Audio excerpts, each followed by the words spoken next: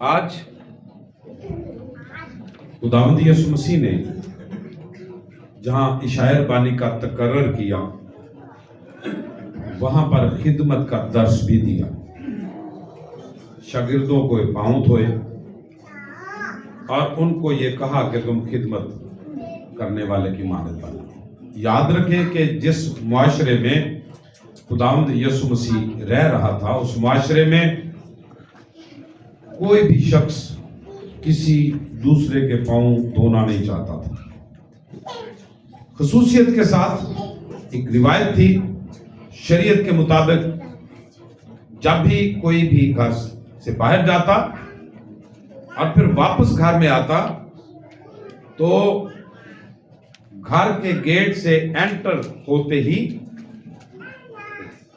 पुराना जूता उतारता, साथ में एक कमरा बना होता, उसमें कपड़े चेंज करता, पाँव धोता और फिर घर के अंदर एंटर होता। खुदावंद यीशु मसीह जिस घर में इशायर फसा खाने के लिए गए,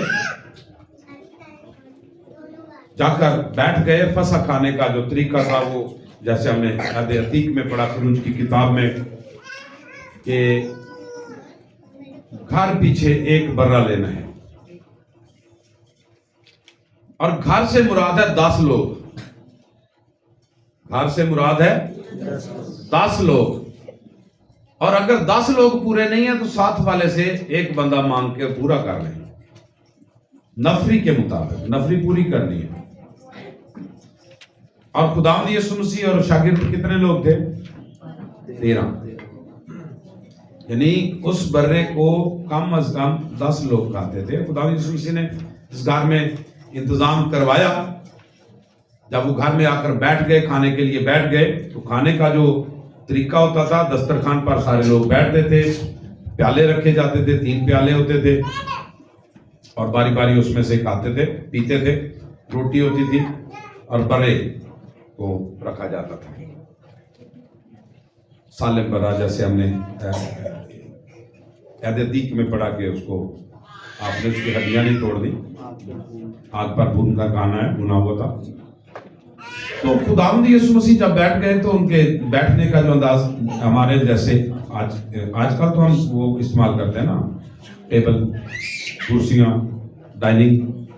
उस जमाने में ये नहीं था, दस्तरखान था। हमारा याद रखें कि हमारा जो एशिया का कल्चर है वही कल्चर उधर भी था, दस्तरखान लगाना। लेकिन यहूदी खासतौर पर बनी इस्राइल उस वक्त भी एक छोटी जो मेज रखते थे, छोटी मेज। वो मेज शायद 1 गिरा 6, 7 इंच या 8 इंच ऊंची होती थी। बहुत बड़ी मेज नहीं रखते थे, उसके ऊपर खाना चुनते थे और फिर बड़े आराम से खाते थे। खाने का जो अंदाज होता था वो रिलैक्स होकर खाते थे, और वो रिलैक्स इस तरह से समझते थे जैसे हम नींद दराज समझते हैं।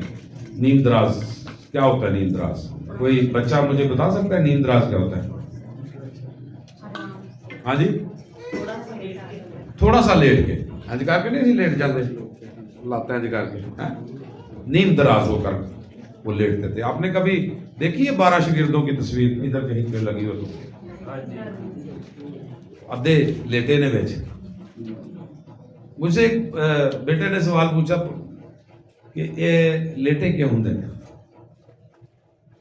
फिर मैंने उसको बताया कि भाई ये उनके खाने का अंदाज था। वो समझते थे कि हम रिलैक्स हैं, बड़े आरामदेह तरीके से हमने खाना खाना है।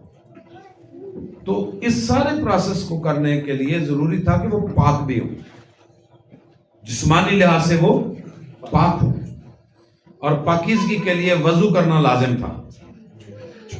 और जब कोई शख्स किसी के घर में जाता था, वो घर वाला या उसका नौकर दरवाजे पर उसके पैर धुलाता था। अब यीशु मसीह के शागिर्द उस घर में आए और सारे बैठ गए। किसी ने किसी के पांव नहीं धुलवाए। मतन से यह जाहिर होता है कि किसी ने पांव नहीं धुलवाए। अब बैठे हैं, वो नहीं हमारा डे हाँ उठ तू उठ, उड़दा नहीं तू जास तार दे पैर दबा। कोई भी उन 12 में से एक भी नहीं उठा और यीशु मसीह ऑब्जर्व कर रहे हैं, देख रहे हैं।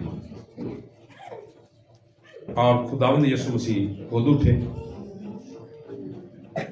कमर से पटका बांधा, रुमाल हाथ में लिया, या जैसे उस जमाने का रिवाज था, और सबके जाकर पांव धुलवा दिए।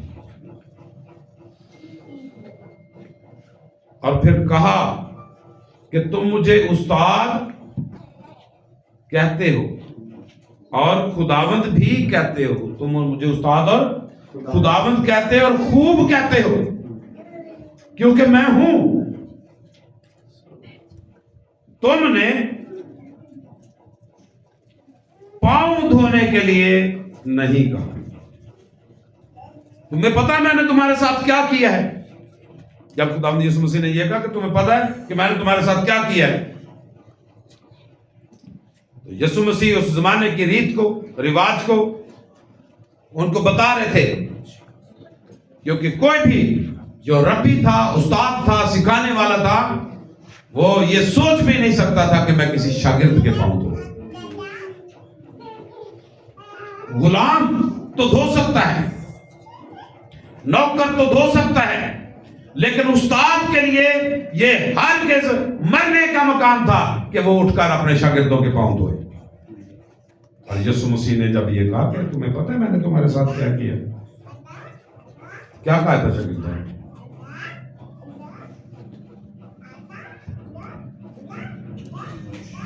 ताले लग गए, मुंह बंद, क्योंकि ਉਹਦੇ ਵਿੱਚ ਹੀ ਸ਼ਾਗਿਰਦ ਸਨ ਜਿਹੜੇ ਆਂਦੇ ਸਨ, ਜਿਹੜੇ ਸਿਫਾਰਿਸ਼ਾਂ ਵੀ ਲੈ ਕੇ ਆਏ ਸਨ, ਮਾਂ ਨੂੰ ਵੀ ਲੈ ਕੇ ਆਏ ਸਨ। ਇੱਕ ਨੂੰ ਸੱਜੇ ਭਾਈ ਤੇ ਇੱਕ ਨੂੰ ਖੱਬੇ ਸੀ। ਗੀਤ ਵੀ ਗਾਉਂਦੇ ਹਾਂ, ਗੀਤ ਗਾਉਂਦੇ ਹੋ। दाएं और बाएं बैठने के मुश्ताक थे, वजारत उज़्मा के ख्वाहिशमंद थे, ट्रेजर बनने के वो दावेदार भी थे।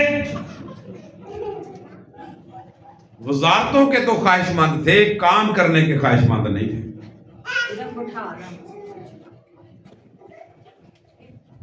पैरिश कमेटी के मेंबर बनने की तो शौक थे, चर्च की खिदमत के लिए अपने आप को मखसूस करने का शौक था, काम नहीं करना। यीशु ने कहा देखा मैंने तुम्हारे साथ क्या किया।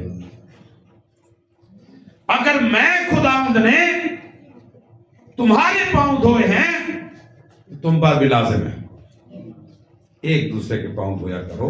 और फिर खुदावंद यीशु मसीह का ये स्टेटमेंट, मैं तुम्हारे दरमियान खिदमत करने वाले की मानद हूं। अगर मेरा यीशु खिदमत करने वाले की मान्यता, तो फिर मैं क्या हूं? क्या मैं यीशु से बड़ा हूं?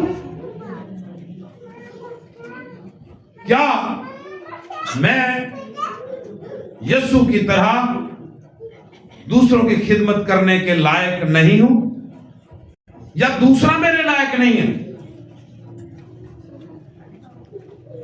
आज की शाम खुदावंद यीशु मसीह ने अपने शागिर्दों को खिदमत करने का तरीका सिखा दिया। जो यीशु मसीह में है वो खिदमत में लगे रहते हैं। वक्त की कमी के सबब से आज के लिए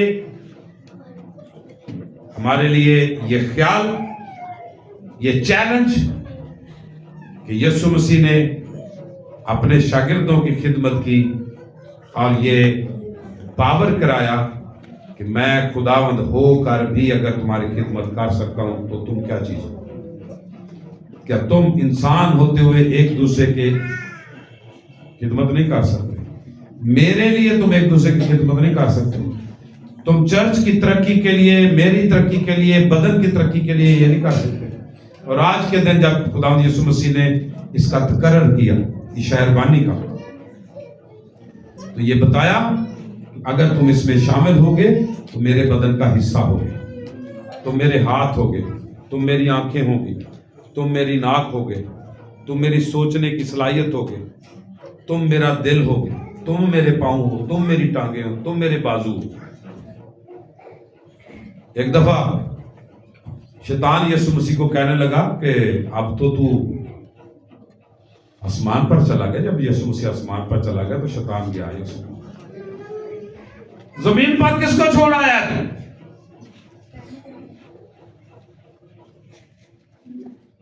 तुमा को शक से भरा हुआ है, पतरस को जिसने तेरा इनकार कर दिया, और मुख्तलिफ शागिर्दों का नाम लेकर उनकी कमजोरियां गिनवाता गया। यीशु मसीह ने कहा कि मेरे पास इसके अलावा कोई दूसरा ऑप्शन कोई नहीं मेरे को। ये मत सोचें कि हम कमजोर हैं, हमारे अंदर कमियां हैं। कमियां किसके में नहीं, सब में, सिवाय एक के। आज की शाम मैं और आप जब इस बात का भी इजहार करेंगे कि मैं यीशु मसीह के बदन का हिस्सा हूं, या यीशु मसीह का खून और यीशु मसीह का लहू जब मेरे बदन के अंदर जाता है तो एक हो जाते हैं, वननेस। और वही होलीनेस भी जो यीशु मसीह की पाकीज़गी है वही मेरे अंदर भी है, आ जाती है। तो मैं क्यों काम नहीं कर सकता, क्यों नहीं कर सकते? मेरे लिए और आपके लिए आज की शाम ये चैलेंज है। खुदा बाप बेटे रूपा के नाम।